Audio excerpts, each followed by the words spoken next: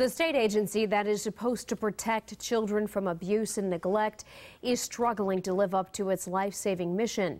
The latest report from Arizona Child Protective Services says it is hard-pressed to cope with a soaring rate of abuse and neglect reports. 9 on your side's Craig Smith is in the newsroom now with the details on this critical issue. Jennifer, when CPS cannot accomplish its mission, children are neglected, hurt, or killed. It's a human tragedy that ties to cold, hard cash. The economy has raised family stress and cut CPS budgets. Children depend on parents to protect them, and when they fail, the responsibility falls to the state. Just a sample from CPS' latest report shows children and the agency under stress. From April 1st through September 30th, neglect reports are up 20%. The number of children entering foster care is up 10%.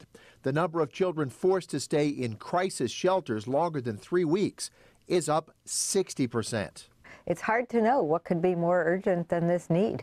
Penelope Jacks of the Children's Action Alliance says economic pressure on families is only part of the problem. I think it's a dollars question, that we have eroded the CPS budget over a long time. There were huge budget cuts to CPS back in 2009, and those have not been restored. Caseworkers have larger caseloads than ever because the numbers are growing and the number of vacancies. So they're underpaid, undertrained, and overworked. CPS challenges include short staffs, a tough economy, reduced behavioral health services for children and parents, and a shortage of foster homes for children in their teens. Governor Jan Brewer wants to put about $42 million into the new CPS budget. Her spokesperson says Democrats support that, but lawmakers in the governor's own party do not. Is it as simple as budgetary support, or do you have to make some system changes? Well, it's both. You know, it's not so simple as just throwing money at the problem.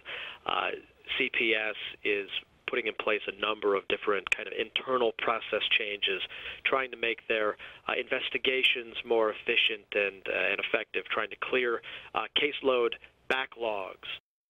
Now, a CPS spokesperson told us she would be interviewed for this report, but postponed the interview twice, citing an undefined emergency. About 45 minutes ago, her office emailed a news release and made a follow-up phone call, citing what it described as successes and challenges, including a nearly 9% rise in adoptions and a 13% increase in calls to the child abuse hotline. All right, Craig, the governor wants to rebuild the CPS budget. The Democrats agree with her, but the Republican Party says it doesn't have any more money for CPS in its budget proposal. So what do you do? Well, at this point, the governor's spokesman simply describes the budget as a work in progress and subject to negotiation. All right, Craig, thank you.